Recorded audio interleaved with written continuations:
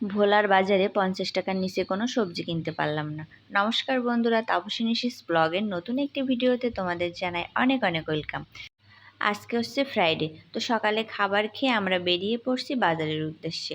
তো আজকে যেহেতু ফ্রাইডে, তো আমি বললাম চলো আমিও যাই, একটু তোমার সঙ্গে বাজারটা একটু ঘোরাও হবে, দেখাও হবে, আর সঙ্গে বাজারও করা হবে।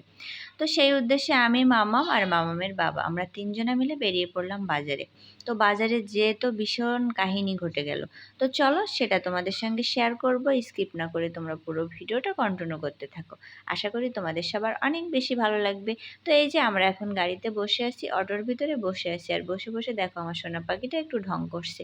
এখানে জ্যাম ছিল, তো জ্যামে আমরা আটকেছিলাম। তো তারপরে ফাইনালি এই যে আমরা চলে আসছি বাজারে, আর বাজারে এসে তো দেখি সবজির গায়ে সব আগুন। সবজি যেটাই দেখছি সেটা ৫০ টাকা কেজি, ৫০ টাকার নিচে কোনো সবজি নেই। যেটার দাম জিজ্ঞাসা করি বলে ৫০ টাকা, ৬০ টাকা, ৭০ টাকা, ৮০ টাকা। ৫০-এর উপরে ছাড়া ৫০-এর নিচেই কোনো সবজি নেই।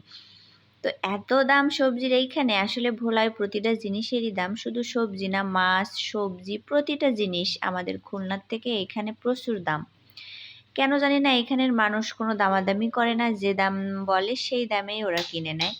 আর প্রতিটা জিনিস যে এত দাম, আমরা যারা খুলনার মানুষ আমাদের কাছে এইখানকার তুলনায় খুলনায় অনেক দাম কম, কিন্তু ভোলায় তো প্রচুর দাম বেশি। যারা ভোলায় থাকে তারা অবশ্য এগুলোর সাথে অভ্যস্ত, কিন্তু আমরা তো এগুলোর সঙ্গে অভ্যস্ত না, এই জন্য আমাদের কাছে একটু দাম বেশিই মনে হয়।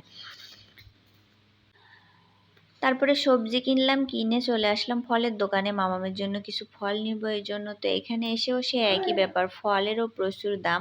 আর এখন সিজনারি যে ফলগুলো পাওয়া যাচ্ছে সেগুলোও খুব প্রচুর দাম, মানে প্রতিটা জিনিসেরই দাম, ফল হোক, সবজি হোক, মাছ হোক, প্রতিটা জিনিসেরই দাম। তো তারপরে বাসায় আসার পথে দেখো এখানে একটা গরু যাচ্ছিল, আর আমার মাম্মাম সোনা কি করছে, ওখানে হাম্বা হাম্বা করছে। ও তো গরু, বাছুর, ছাগল, ভেড়া এগুলো দেখলে ভীষণ খুশি হয়ে যায়, ভীষণ মজা পায় এগুলো দেখে। দেখো গরুটা ধরবে, ও সেরকম অবস্থা, হাত বাড়াচ্ছে গরুর দিকে, ও কিন্তু একটু ভয় পায় না, এগুলো দেখে ভীষণ আনন্দ পায়। অনেক বাচ্চারা আছে কিন্তু গরু, বাছুর, ছাগল, ভেড়া এগুলোর পাশে কিন্তু যায় না, কিন্তু আমার মেয়ে একদম অন্যরকম, ও এগুলো দেখলে ধরার জন্য চেষ্টা করে, ধরবে এরকম একটা অবস্থা ওর। আর দেখো কতটা খুশি, ও গরুর পিছু পিছু চলে যাচ্ছে, এরকম একটা অবস্থা।